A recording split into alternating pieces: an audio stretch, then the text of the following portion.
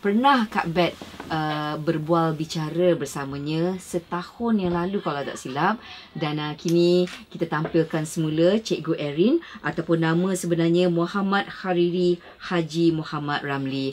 Assalamualaikum Cikgu. Waalaikumsalam warahmatullahi wabarakatuh Kak Amy. Ya, lama sebenarnya telah hampir 5 tahun saya telah kembali ke pangkal jalan. Sebelum ini saya terjerumus dalam dunia maknyah ataupun transgender. Penuh onak dan liku saya tempuhinya. Dan Alhamdulillah Allah telah berikan saya kekuatan untuk kembali menjadi fitrah saya semula sebagai seorang lelaki. Walaupun orang kata masih lagi banyak lagi perlu diperbaiki. Tapi Alhamdulillah ketenangan demi ketenangan saya kecapi dari sehari ke sehari untuk saya melengkapkan diri saya sebagai seorang khalifah, sebagai seorang lelaki Muslim yang sejati. Alhamdulillah. Dan saya akur dengan dosa-dosa besar yang saya telah lakukan selama ini.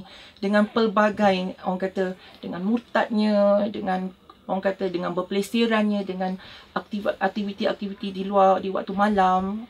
Jadi sebab itu bagi saya setiap ujian dan cabaran yang saya tempuhi itu, saya anggap itu sebagai satu kifarah daripada Allah. Kita ni disebabkan terlalu taksub lah, terlalu obses dengan kekasih. Dan pada masa itu saya telah jatuh cinta dengan seorang pemuda berbangsa Cina yang beragama Buddha. Dan dia telah menjanjikan pelbagai lah kemanisan kepada saya dan menyebabkan saya tewas.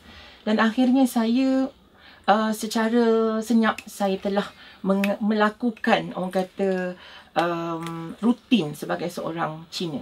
Rentetan daripada kisah itu menyebabkan saya sakit selama seminggu, di mana saya jadi sasau, saya gila. Dia menyebabkan saya memang hanyut dengan dunia saya sendiri dan akhirnya memakan diri saya. Dan saya mengambil langkah drastik, saya pulang ke kampung. Dan Alhamdulillah ibu saya, iaitu Puan Zahariah binti Mak Baki, dia tidak pernah membuang saya. Dia terima saya walaupun saya dalam keadaan yang sangat-sangat kotor lah. Ya, dengan berpakaian perempuannya, dengan kurus keringnya, balik dalam keadaan yang long life. Tapi mak saya terima saya seadanya dan dia sentiasa memaafkan saya. Dan memang saya rasa paling azab lah. Memang azab sebab selama ni saya banyak menjalani pembedahan plastik di muka saya, ya, di bahagian buntut saya. Saya dalam keadaan saya tak sedar, saya tak sakit. Tapi yang ini memang dalam keadaan saya sedar, tiba-tiba jarum yang besar ditusuk ke dada saya, menyebabkan saya rasa cukup, tak nak lagi. Memang tak nak lagi lah. Saya tak mahu lagi ada payudara. Biarlah malam macam mana sengit ke apa ke, saya reda. Yang penting saya telah berjaya membuang, orang kata, lebihan lemak kesan daripada hormon tersebut. Kerana bagi saya perkara kelebihan itu, dia ibarat menghantui hidup saya. Saya nak jadi betul-betul lelaki. Tiba-tiba orang kata ada satu pengalaman lah, di mana satu saat di mana saya ke pasar mini. Saya dalam keadaan berjubah, berkepiah dan memang orang kata nampak exactly macam lelaki yang baru pulang daripada sembahyang. Konon macam ada tablik lah.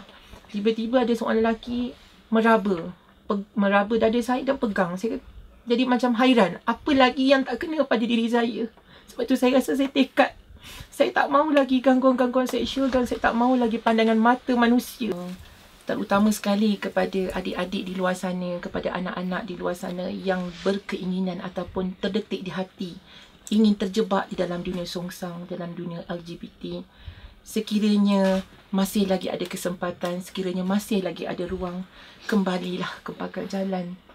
Kerana sebenarnya dunia ini, dunia songsang ini tidaklah menjanjikan kebahagiaan seperti mana yang digambarkan. Keindahan itu sebenarnya lebih terletak kepada cinta kepada Maha Pencipta, cinta kepada keluarga, cinta kepada ibu bapa, cinta kepada rakan-rakan. Tetapi kalau cinta kepada dunia songsang, maksudnya teman lelaki ataupun teman wanita yang berlainan, bukan kata berlainan, yang sama jantinanya, ini sebenarnya ibarat menempah maut sebenarnya. Bagi ibu bapa, janganlah sisihkan anak-anak yang, orang kata, menyerlahkan dirinya sebagai individu-individu yang berada dalam dunia songsang. Sebagai anggota masyarakat, kita jangan singkirkan mereka. Kalau boleh sentiasa bimbing mereka, penuhi kehidupan mereka dengan sifat keprihatinan dan rasa kasih sayang. Kerana kalau kita sentiasa kita rasa ambil perat, rasa sayang, bercakap dengan cara yang sopan dan tidak memanggil dengan nama-nama gelaran yang meripik-ripik tu, insya-Allah lama kelamaan mereka akan terdetik di hati untuk berubah.